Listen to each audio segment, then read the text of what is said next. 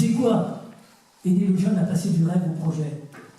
C'est d'aider la racine du rêve. Tu veux être médecin, pourquoi? Pourquoi? C'est parce que le grand-père était médecin, il y a son portrait, c'est un peu enfantin. Un gamin faire métier de son père parce qu'il admire son père, on fait un joueur de foot parce qu'il admire Zidane. J'espère que ton grand-père est pas devenu médecin pour faire plaisir à sa grand-mère. Laisse son tour et le grand-père est comme toi. Toi, tu veux être médecin, pourquoi? Est-ce que c'est pour une relation que le corps de l'autre? Donc, petit te permettre, entraîneur sportif, paramédical. Est-ce que c'est pour une relation d'aide avec une personne qui souffre? Donc, petit te le permettre, assistant de service social, éducateur spécialisé. Il y a toujours moyen de réaliser une part de son rêve, jamais la totalité. Et je crois que travailler à l'orientation professionnelle des jeunes, c'est effectivement les accompagner dans cette négociation. J'intervenais, je crois que c'est sur l'Académie de Nantes, c'était une dizaine d'années, auprès d'un grand rassemblement de terminale sur la question d'orientation. Et si ce jeune, quand vous cherchez une orientation, moi je vous conseille d'aller d'abord à la chapelle avant d'aller au BDI. Bon, pour prier, je sais beaucoup de jeunes qui peuvent avoir conviction, je crois. Mais à un moment, pour poser la question, c'est dans quoi j'ai des talents, dans quoi je me sens utile? C'est quand je crée, c'est quand je construis, c'est quand je soigne, c'est quand je bâtis, c'est quand je m'occupe de la nature. Alors après, en fonction du niveau, si c'est construire, ben, tu seras peut-être ouvrier, tu seras peut-être chef de chantier, tu seras peut-être PDG d'entreprise de bâtiment, mais ça c'est secondaire. Si c'est soigner, tu seras peut-être soignant, tu seras peut-être infirmier, tu seras peut-être médecin, tu seras peut-être grand professeur de chirurgie. Moi, un gamin qui me dit, moi j'hésite entre médecin et vétérinaire. J'écoute, va au BDI, renseigne-toi. L'autre il me dit, moi j'hésite entre ingénieur des ponts et chaussées et médecin. J'écoute, va à la chapelle, c'est ce que je dis. Il y a des dépenses en France, quand t'es petit, tu préférais construire du Lego ou soigner ton chat. C'est à partir de ça que tu vas trouver la motivation. C'est pas à partir de feuilleter un bouquin avec 700 pages, 400 trucs, et c'est pas comme ça. On va trouver une motivation. Et la motivation, on peut la trouver qu'à l'intérieur du soi. Sur cette part de rêve, qu'on va être capable de mettre en œuvre. Alors le drame de notre société française, c'est que plus le gamin a des difficultés, plus on lui demande d'effectuer tôt ce travail. Moi j'ai fait l'école polytechnique, j'ai même pu faire éducateur spécialisé après. Et je vois des gamins à 14 ans, c'est là qu'on leur demande de faire le deuil de leur rêve pour effectivement bâtir le projet. Alors il y a deux grands risques à l'adolescence. Le risque c'est la fuite dans le rêve. Je vois à la porte de sa réussite professionnelle son chic calculatrice.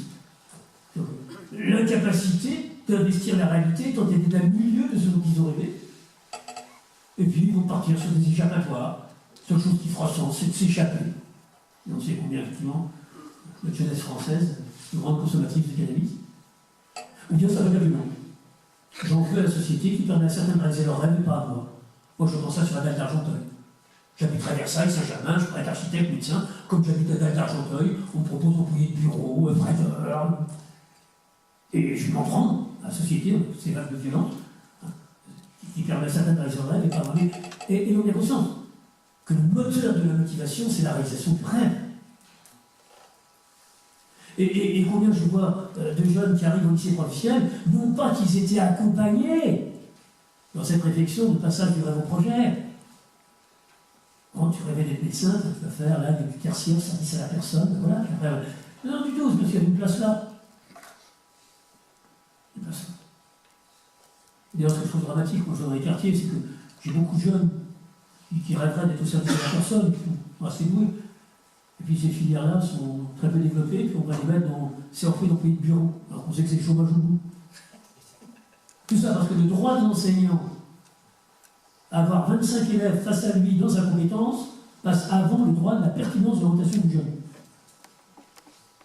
Et je me souviens d'un recteur d'académie auquel je parlais de ce problème, me dit, monsieur Kipler, quand cet enseignant partira à la retraite, eh bien, on pourra faire autre chose. Ah. Et attendez que cet enseignant parte à la retraite, c'est-à-dire que l'idée de l'enseignant qui se forme de d'autres disciplines, ça c'est pas envisageable. Il était fait pour enseigner cette discipline. Moi, ce qu'il faut, c'est qu'il ait des jeunes face à lui dans cette discipline. C'est quand même terrible. Parce que c'est la logique de l'institution qui passe avant la logique de la pertinence de l'orientation.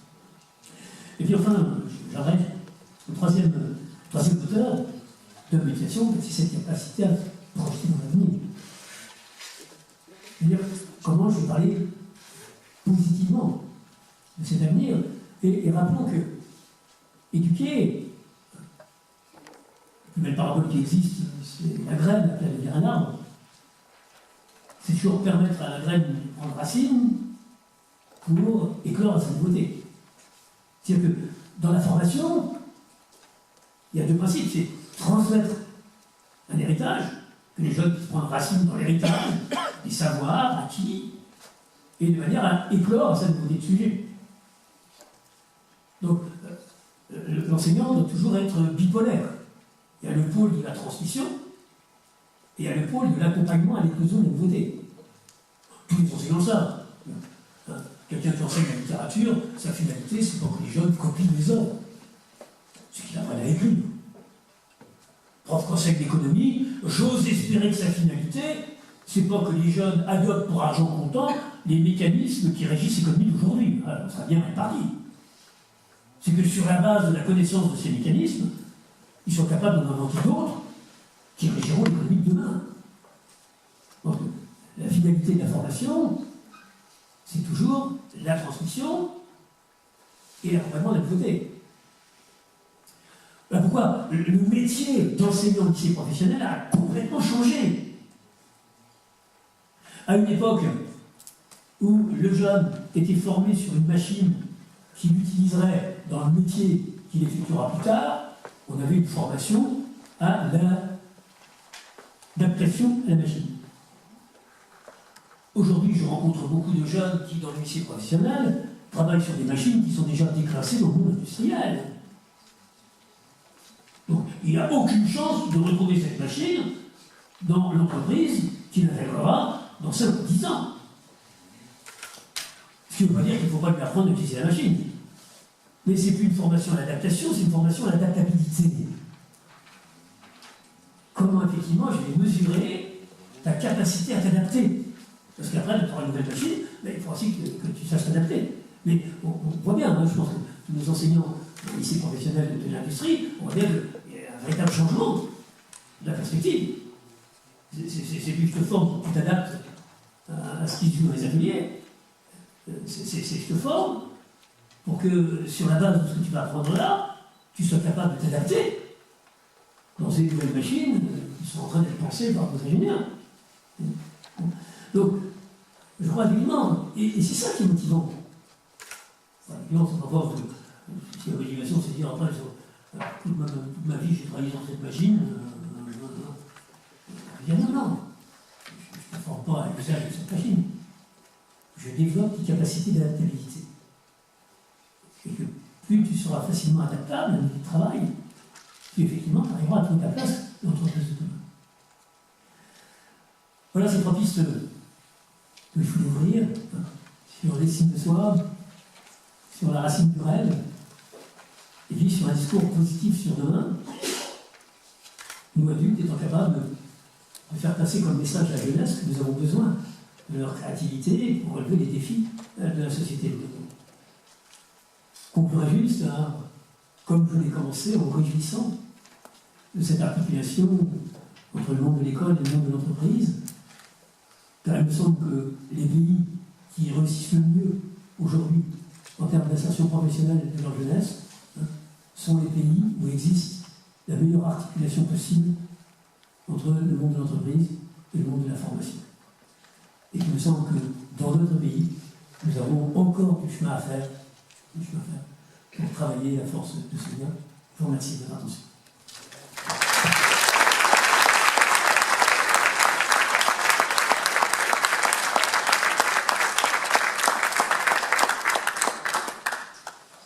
Merci M. Petitclerc pour cette excellente conclusion qui nous a d'abord au cœur sur le lien entre l'école et l'entreprise.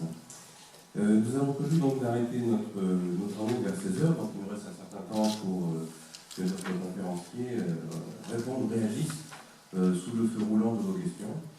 On nous a précisé que l'amphi est disposé d'une excellente acoustique, mais nous n'avons pas de micro-baladeur. Donc donnez l'organe et vous aurez la réponse. Question ou contestation, de tel ou tel point de vue, je vais partager un regard qui peut être croisé avec d'autres regards.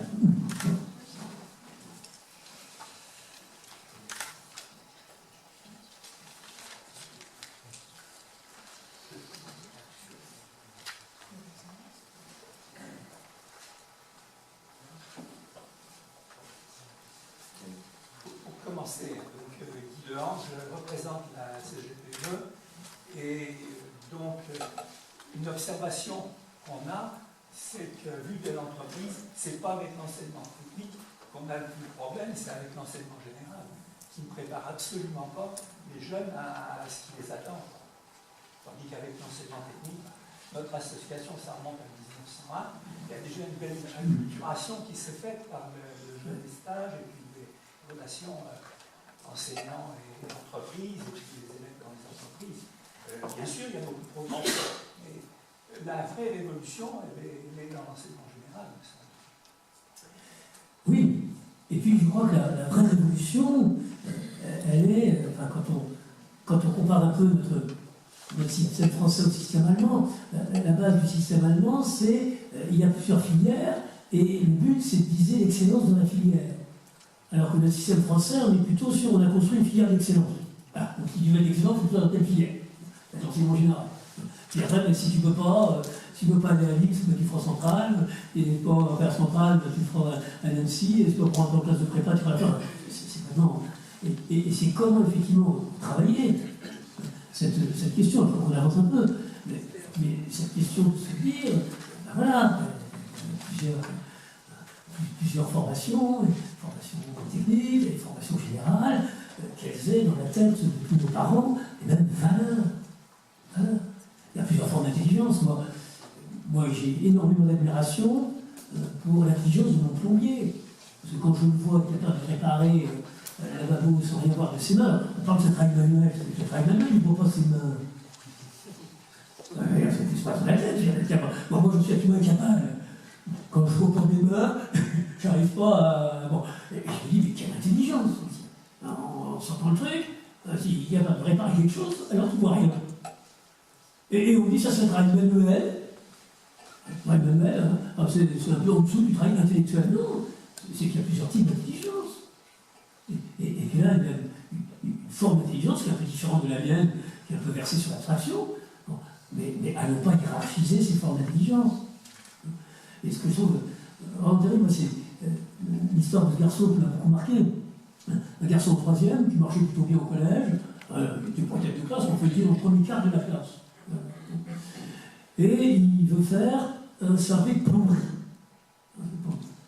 Parce qu'il y a son parrain qui est plombier. Il y a des choses, en tout cas, voilà, dans son imaginaire, c'était. Les parents sont un peu. On voit les enseignants, il a toutes les capacités de faire une seconde générale. Il a toutes les capacités de faire une seconde générale, puisqu'il va aller rejoindre en sorte des plomberies, tous les gamins qu'on met là parce qu'ils ne peuvent pas passer. Et le gamin qui était plutôt docile accepte le conseil des enseignants, accepte le conseil de ses parents, et il rentre en seconde générale. Aujourd'hui, il est chômeur, bac plus 5, avec un master de psychologie sociale. Je suis persuadé qu'il aurait fait son CAP de plomberie, aujourd'hui il serait PDG d'une entreprise florissante de plomberie.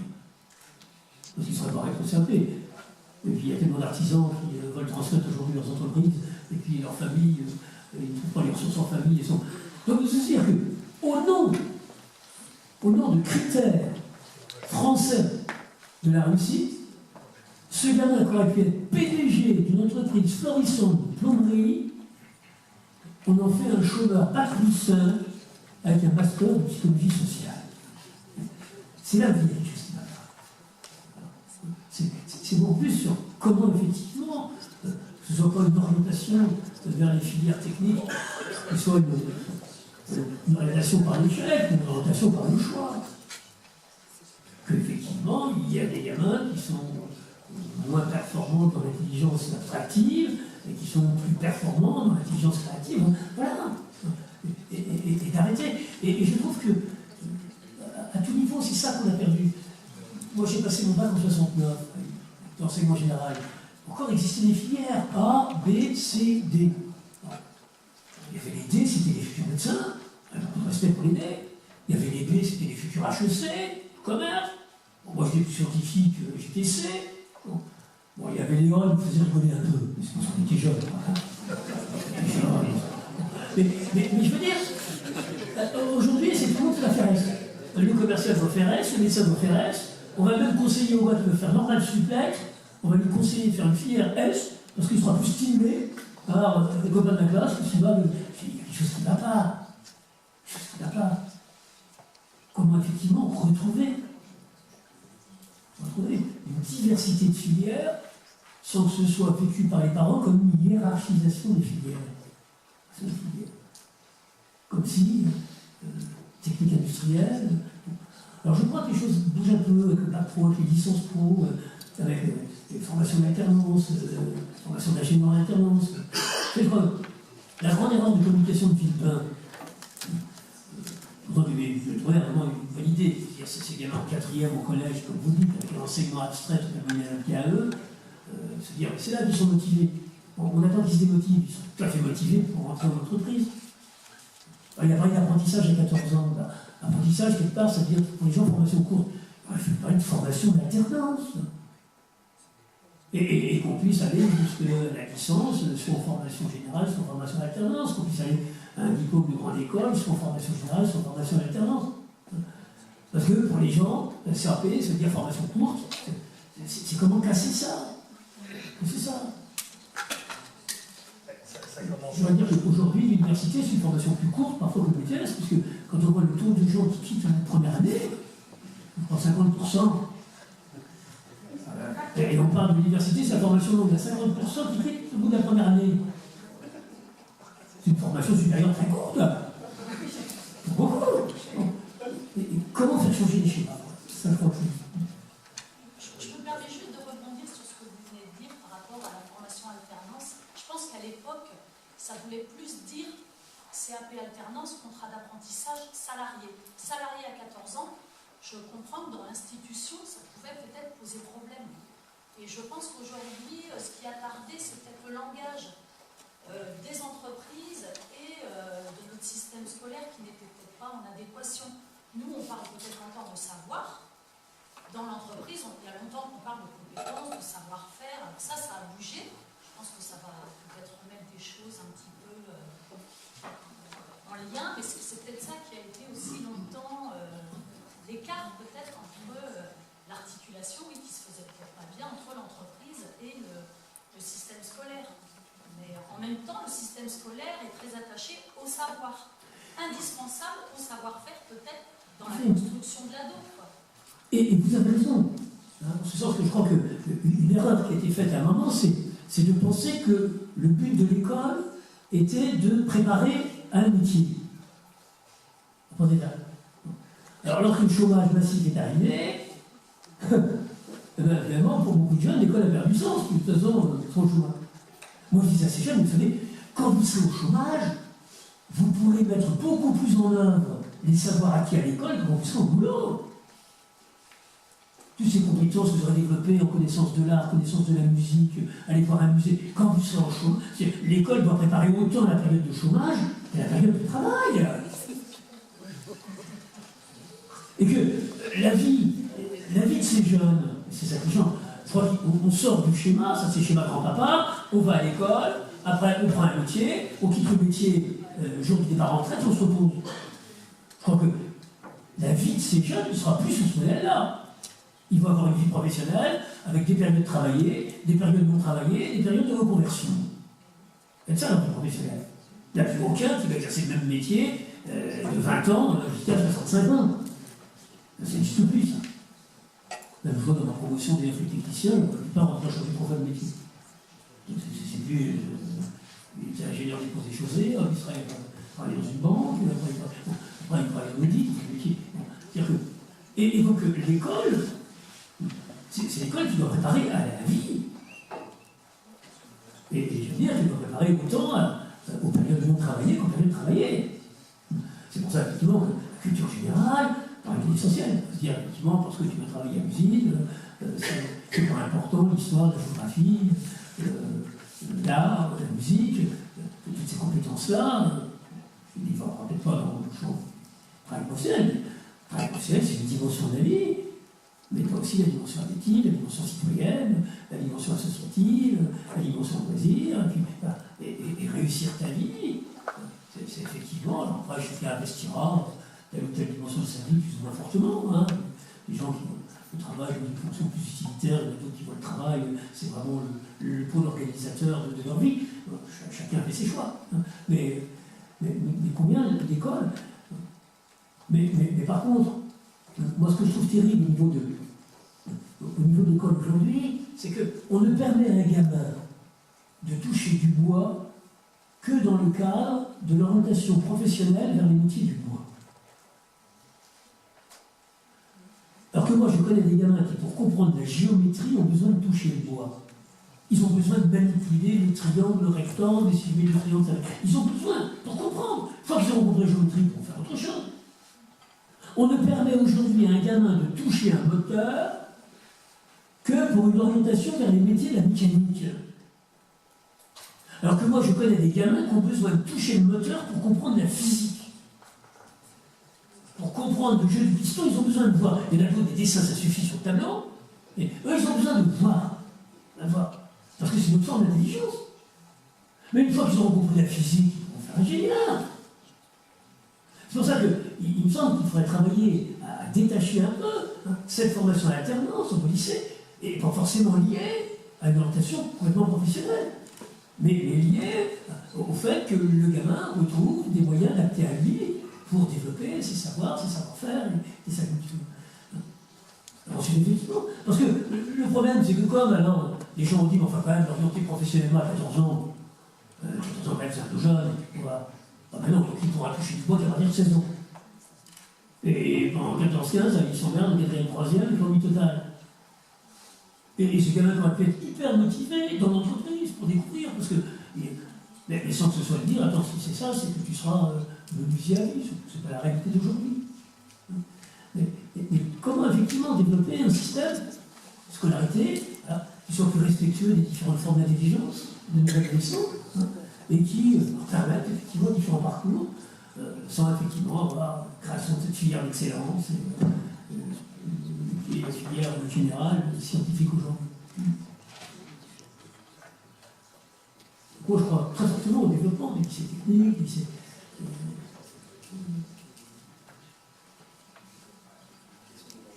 Oui.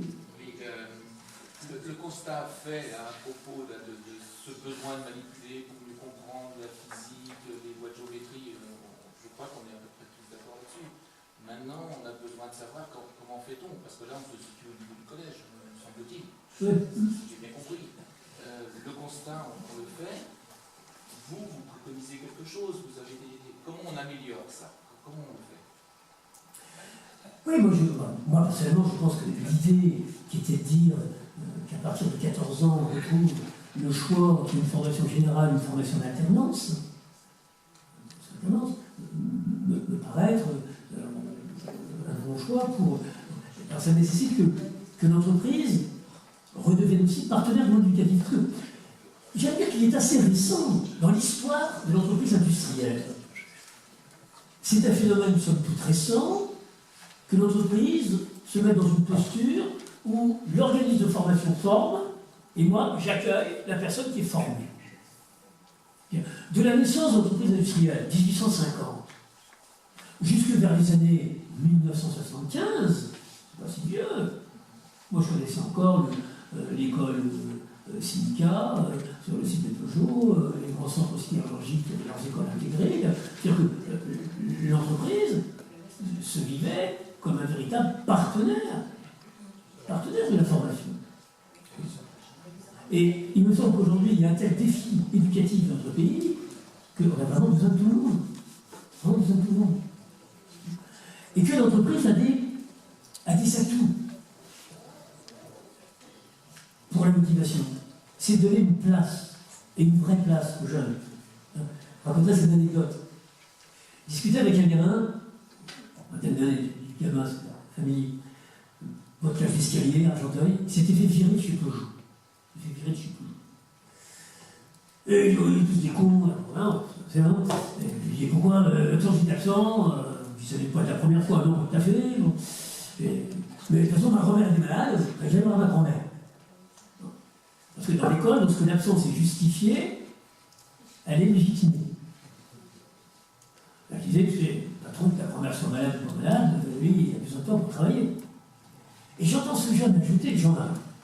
Il y a 1852 ouvriers sur le site. Tu vas pas me dire parce que je mange? Il y a quelque chose qui manque? Ben, je lui dis oui. Et ça, c'est la force de l'entreprise. Parce que toute l'expérience institutionnelle qui était la sienne, c'était le lycée professionnel, lorsqu'il manquait, ça tournait aussi bien sans lui qu'avec lui. Il y avait parfois même quelques échos que ça tournait mieux sans lui qu'avec lui. Donc, je veux dire que la force de l'entreprise, c'est effectivement le fait d'avoir une licence à la place, et que, on voit, moi je bien aussi fait des écoles de production, sur quelques-unes, je pense que ça c'est une expérience à développer. Les écoles de production, qui ne sont pas reconnues par l'éducation nationale, mais où ce ne sont pas des enseignants techniques, ce sont des professionnels, qui travaillent 35 heures, et où les jeunes participent à la production, et la production finance leurs études. Et on voit des jeunes, effectivement, pour lesquels travailler sur une voiture avec le client qui vient la rechercher, c'est différent que de travailler sur une pièce qu'on va foutre à la poubelle une fois que l'exercice sera terminé. C'est-à-dire que l'entreprise, elle a effectivement cette capacité à donner sens. Et que pour certains adolescents, ils ont besoin de ça pour se motiver. Parce que la perspective de dire ça sera utile plus tard, t'apprends ça, ça sert à rien parce que je le fous à la poubelle, mais dans 10 ans ça servira quand tu seras à l'usine, ils n'en sont pas à cette capacité de pouvoir. Ça nécessite qu'on soit capable de se projeter à 10 ans pour dire que ce que je fais, je ne vois pas l'utilité puisque c'est jeté en fin d'exercice. Ce que je fais, ça va être utile parce que dans 10 ans, quand je serai à l'usine, je saurai faire ça. Il y en a d'autres qui ont besoin, dans ce climat où il est difficile de se projeter, d'horizons plus courts. Voilà. Donc je crois que c'est toutes ces formes qu'il faut développer avec nos jeunes pour les motiver. Mais il faut bien comprendre un peu quels sont les ressorts de la motivation. Sinon, effectivement, là, on a un collège, une classe 4e, 3e, qui ne pas les motivants. Et on arrive quand même, enfin, c'est scandaleux, 150 000 jeunes qui sortent chaque année de notre école sans aucune qualification, aucune. Donc 80 000 ne maîtrisent pas les apprentissages fondamentaux. Lecture, écriture, calcul. Sur 750 000 gamins qui sortent d'une scolarité obligatoire jusqu'à 16 ans, on a 150 000, 1 sur 5, qui sort avec 0 qualification, et donc 80 000 font partie de ce qu'on nomme les illettrés. C'est la différence entre illettré et analphabète. Illettré connaît l'alphabet, mais il n'est pas en capacité de se servir de l'écrit comme support de communication. C'est la définition de l'illettré.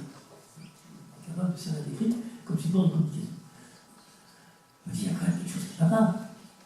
Je me dis, quel PDG d'entreprise automobile qui sera obligé de rappeler 150 000 voitures sur les 750 000 fabriquées, aussitôt ne remettrait pas en cause les processus de fabrication.